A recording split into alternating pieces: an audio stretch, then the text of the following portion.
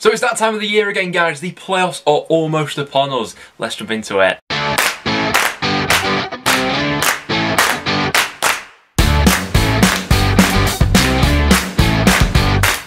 Guys, welcome back to another video on the channel. Coming up on Monday, we have each of the playoff semi-final first legs. In today's video, we're going to be previewing and predicting them, and as always, get your thoughts in the comments down below for how you see the first legs of these games going. The added bonus is, of course, there will be limited crowds going on as well, so there will be a bit more atmosphere to these games, which always makes things interesting. As always, if you do go to enjoy, make sure to leave a like and do subscribe for a bit of regular championship content. But without any further ado, let's jump into talking about these games. And so we'll start out with the first kickoff on Monday. That sees Bournemouth going up against Brentford. Now, it's quite interesting that these two sides have been pitted up against each other in the playoffs because, I mean, I get the feeling from the outside looking in that Bournemouth wouldn't really have wanted this tie, and they've sort of shot themselves in the foot a little bit by losing on the last day of the season against Stoke. You know, they put out a fairly strong team for that one, but nevertheless, it was their third consecutive defeat in the league, which ultimately meant they went on to finish 6th in the league. Now, Brentford so far this season, in terms of the head-to-head records between these two sides, have had Brentford's number so far this season. They have done the double over them with a 1-0 win and a 2-1 win. Now, the 1-0 win, which was at Bournemouth not too long ago actually, was quite telling. I think Brentford had about 18 shots in that game compared to Bournemouth's 4. Brentford also had Pontus Jansson sent off in the second half, so played a fair bit of that game, down to 10 men. But overall, it was a very aggressive and on the front foot performance from Brentford, who probably could have had even more goals in that game, to be honest with you. I'm interested to see how Brentford approach this one in terms of personnel. I think it's no doubt really that they're going to be sticking to that 3 at the back system, which has served them so well recently. You know, they've gone 12 games unbeaten. They've won their last 4 matches coming into this game, but a couple tweaks they could make in terms of the personnel. Rico Henry missed the end of the season due to injury. However, he has now been back in training. I'm interested to see if he does get the nod in as that left wing back over Sergi Canos, who, given his credit, has sort of made that role his own recently. Towards the end of the season, he's been chipping in with goals and assists, and so yeah, I'm interested to see what happens there, because I think that in terms of a bit of added defensive stability, Rico Henry would obviously add that to that side, but Sergi Canos has definitely, like I say, made that role his own.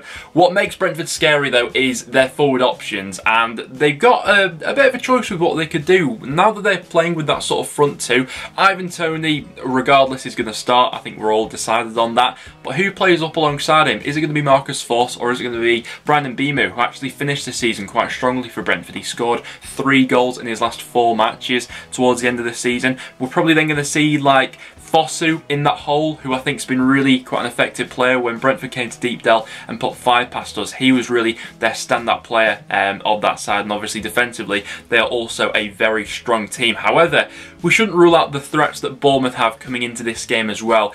They aren't on the best of runs of form coming into this fixture, having lost their previous 3 matches. However, when the pressure was sort of off, you know, when that playoff spot was confirmed, this generally does happen. We've seen it happen a few times over the years to different championship clubs. Bournemouth will have that protection in front of the back 4, especially if they do go for that double pivot of Jefferson Lerma and Ben Pearson. And in terms of individual quality that's bedded in throughout each side, I think this could be an absolute cracker. I mean, match winners all over the pitch. For Bournemouth, we're obviously talking about Arnaud Danjuma, who has been one of the best players in the Championship this season, absolutely undoubtedly. The way that Brentford played last time out when they went to Bournemouth, and what made them quite effective, was their wing-backs were pushed so high up the pitch that it would force Bournemouth's wingers to carry on tracking back, and ultimately, you know, Danjuma would then find himself in a bit of a deeper position where he's not as effective, sort of playing on the break, running at people and stuff like that. So I think that both teams are going to want to be on the front foot for this game, because that's when both of them play their sort of best football. So it's going to be a really interesting tactical battle so far, especially as Brentford have sort of had the edge on this one so far. You know, I really think that Bournemouth would have much preferred a semi-final game against Swansea over 2 legs compared to Brentford, but Brentford fans will of course have their own reservations about the playoffs due to their previous record over the years in the playoffs. But who knows, maybe that experience of losing it in the final last year will serve them well this time round. For a score prediction, and in terms of how I personally see this one going. A draw wouldn't surprise me at all. I think we're going to see goals in this tie. I think that in the Barnsley-Swansea game, which we'll talk about in a minute, I think that that one might be a little bit more cagey. But I think that this game is a good opportunity for each side to really go at it and establish some dominance in this tie. Like I say, a scoring draw wouldn't surprise me at all. But I'm just going to edge towards Brentford in this one, you know. I've got that previous meeting between these two in mind, and I know that the playoffs is a different beast, which comes with different pressures and different sort of tactical scenarios pop up in these matches, but I'm just going to edge Brentford for a 2-1. FIFA's going 0-0. I'd be surprised if this one ends goalless. Let me know down below how you guys see this game ending. It should be a really fascinating one. I'm really looking forward to it. And then next up to the second semi-final leg that we've got going on, it's Barnsley going up against Swansea in really quite an interesting clash of styles, this one actually. Now, Swansea do have the edge in terms of the head-to-head records between these two sides so far this season. They have actually done the double over Barnsley with 2 consecutive 2-0 victories. However, I think it's fair to say that Barnsley have adapted and have sort of evolved into a new side since they played those 2 matches. I think the last time they met was early on in January, and obviously the joker in the pack that Barnsley have got is Daryl DK. Didn't feature in either of those defeats against Swansea, and obviously he's been the real game changer for them come the second half of the season. Now, Swansea's strength has undoubtedly come from their defensive stability. They've got the best defensive record of all the sides who are in the playoffs, and that's, you know, been shown by Freddie Woodman winning the Golden Glove this season. That has come under a little bit more sort of scrutiny though in the second half of the season, where there have been more lax performances. I'd probably say that Swansea are probably the team who the fewest people are backing at the moment to go all the way and be promoted. I think that's a fair statement to make. Generally, with how sort of like the second half of the season went for Swansea, you know, they had a really tough period at one point. And I suppose you can look at that in 2 ways, you know. You can sort of use that to your advantage. You know, this is sort of being built up as the underdog tie, you know, Barnsley for the miraculous story of them getting into the playoffs, and Swansea because not people are generally fancying them. I do feel like whoever progresses through this tie into the final against either Bournemouth or Brentford will be the underdog in that final. So it's quite interesting that these two have been pitted up against each other, obviously. For Swansea and their key men going forward, you're looking at AU and Jamal Lowe. You know, AU someone who does pop up in big moments. He's Swansea's top scorer this season with 16 goals. They've been saving him for their final few matches of the season as well. You know, they didn't want to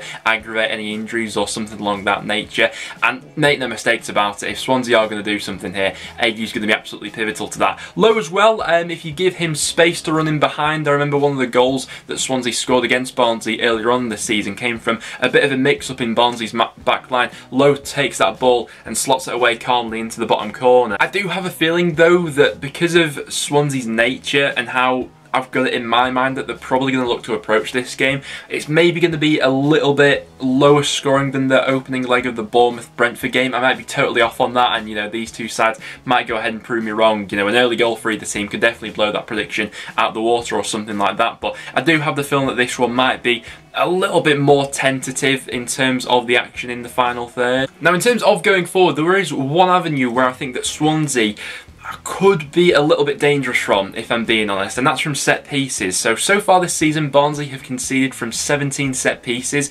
Only 2 other Championship clubs have conceded more goals from those situations, and Swansea, I mean, on the flip side of that, have actually been really strong. They've actually been the best at defending set pieces, only conceding 7 goals from those situations. But with that potentially being a bit of a weakness for Barnsley, I look at that Swansea squad and I look towards Conor Hourihane and think that in a decisive moment, if Barnsley give a silly free kick away here or there, or if a corner's being swung in or something like that, and I know that at times Hourihane can have his critics about his work rate off the ball and things like that, but from a dead ball situation, and with that record of Barnsley conceding from a fair few set pieces this season, that's an area where I think, okay, Swansea will definitely look to target that. So silly fouls in and around the box, Barnsley can't be affording to give away. We obviously mentioned Swansea's defensive record being a real strong suit for them, although towards the end of the season, like we mentioned, that had been called into question a little bit. I think they only kept 1 clean sheet in their last 5 matches, and Barnsley are going to look to try and really bombard that Swansea box. They're going to put them under a lot of pressure. I think that Barnsley actually average more long balls per 90 than any other Championship side this season. They average about 83 long balls per 90, so yeah, a lot of pressure is going to going to be put on that Swansea backline, and individual mistakes and things like that can't be affording to happen. You feel like if a chance drops to anyone in the box, you know, if a chance drops to Daryl DK, he's taking that, isn't he? With his shot conversion rate this season, which has been absolutely through the roof. For a score prediction in this game, I'm going to be a little bit more conservative. I'm going to go for a 1-1 draw, although 1-0 either way